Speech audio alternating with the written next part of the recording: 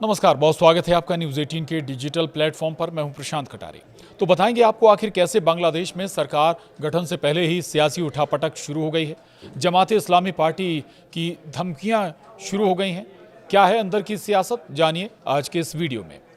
तो बांग्लादेश की राजनीति में एक नई शुरुआत हो रही है, लेकिन इससे पहले ही वहां की खींचतान शुरू हो गई।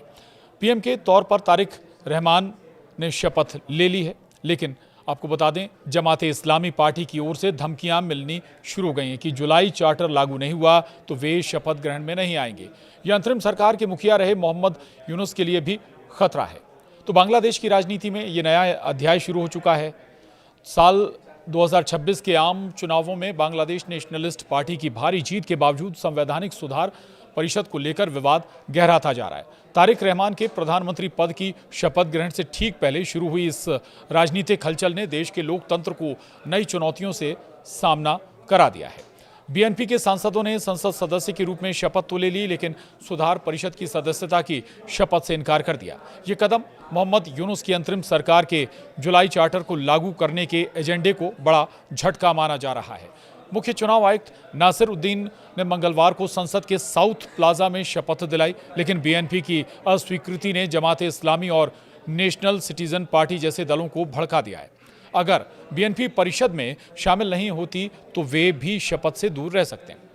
और कॉक्स बाजार 1 से निर्वाचित बीएनपी सांसद सलाउद्दीन अहमद ने कहा कि उनके सांसद सुधार परिषद के सदस्य के रूप में नहीं चुने गए और मुख्य चुनाव आयुक्त को ऐसी शपथ दिलाने का कोई संवैधानिक अधिकार नहीं है।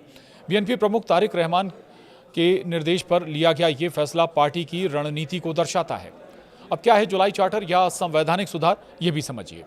दरअसल जुलाई चार्टर, जो 2024 की छात्र नेतृत्व वाली क्रांति के बाद तैयार किया गया, 84 से अधिक प्रस्तावों वाला एक दस्तावेज है। इसमें संवैधानिक बदलाव जैसे 2 स्तरीय संसद, लोअर हाउस नेशनल असेंबली और अपर हाउस सीनेट शामिल है। वहीं प्रधानमंत्री के लिए 2 कार्यकाल की सीमा, मौलिक अधिकारों का विस्तार और सत्ता का विकेंद्रीकरण इसमें शामिल है। वहीं रेफरेंडम में हाँ वोट की जीत के बाद इसे लागू करने के लिए सुधार परिषद गठित की गई, जो 13वीं संसद के सदस्यों से बनी है। अब पेच ये फंस गया है कि बीएनपी की अस्वीकृति ने इसे संकट में डाल दिया है। बीएनपी जुलाई चार्टर से खुद को अलग क्यों कर रही है, ये भी आपको बताते हैं। पार्टी का मुख्य तर्क है कि चार्टर का कोई स्पष्ट संवैधानिक आधार नहीं है, इसे संसद में औपचारिक संशोधन के जरिए शामिल किया जाना चाहिए। वहीं बीएनपी शुरू से कुछ हिस्सों से असहमत रही, जैसे आनुपातिक प्रतिनिधित्व और अपर हाउस का डिजाइन, जो उनकी बड़ी बहुमत को कमजोर कर सकता है। हालांकि तारिक रहमान ने रेफरेंडम में हाँ वोट का समर्थन किया, लेकिन पार्टी इसे पूरी तरह बाध्यकारी नहीं मानती। बीएनपी का मानना है कि सुधार केवल चुनी हुई संसद के जरिए किए जा सकते हैं, न कि अंतरिम सरकार के जरिए। वे इसे अपनी सत्ता को बंधक बनाने की साजिश के रूप में देखते हैं, जो यूनुस सरकार के एजेंडे को आगे बढ़ाने का प्रयास है। ब्लिट्स अखबार के संपादक सलाउद्दीन शुएब चौधरी ने एक्स पर लिखा कि यूनुस ने इस परिषद के जरिए लोकतंत्र को बर्बाद करने की कोशिश की।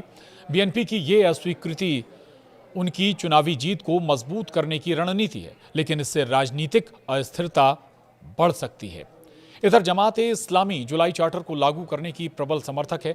पार्टी ने चार्टर पर हस्ताक्षर किया और चुनाव से पहले रेफरेंडम की मांग की। जमात प्रमुख डॉक्टर शफीकुर रहमान ने कहा कि चार्टर जुलाई क्रांति की भावना को मजबूत करता है और लोकतंत्र को सुरक्षित करता है। चार्टर में मूल सिद्धांतों, जिसमें राष्ट्रवाद, समाजवाद, धर्मनिरपेक्षता में बदलाव जमात के एजेंडे से मेल खाते हैं, जो 1971 की आज़ादी की लड़ाई में उनकी भूमिका को लेकर विवादास्पद रहे हैं। जमात इससे सुधारों का गार्डरेल मानती है, जो भ्रष्टाचार, न्यायिक स्वतंत्रता और सत्ता के दुरुपयोग को रोकेगा।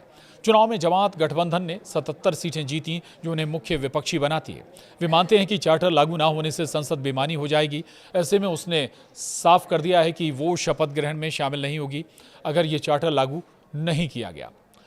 आखिर अभी सरकार बन नहीं पाई, विपक्ष पहले से झटके देने लगा है। ये गतिरोध बांग्लादेश के राजनीतिक परिदृश्य को प्रभावित कर रहा है। बीएनपी की जीत ने उन्हें मजबूत बनाया, लेकिन सुधारों पर असहमति से सड़क प्रदर्शन और अस्थिरता का खतरा बना हुआ है। जमात और एनसीपी की धमकी से संसद की वैधता पर सवाल उठ सकते हैं। यूनुस सरकार के एजेंडे को झटका लगा है, जो क्रांति के बाद सुधारों पर जोर दे रही थी।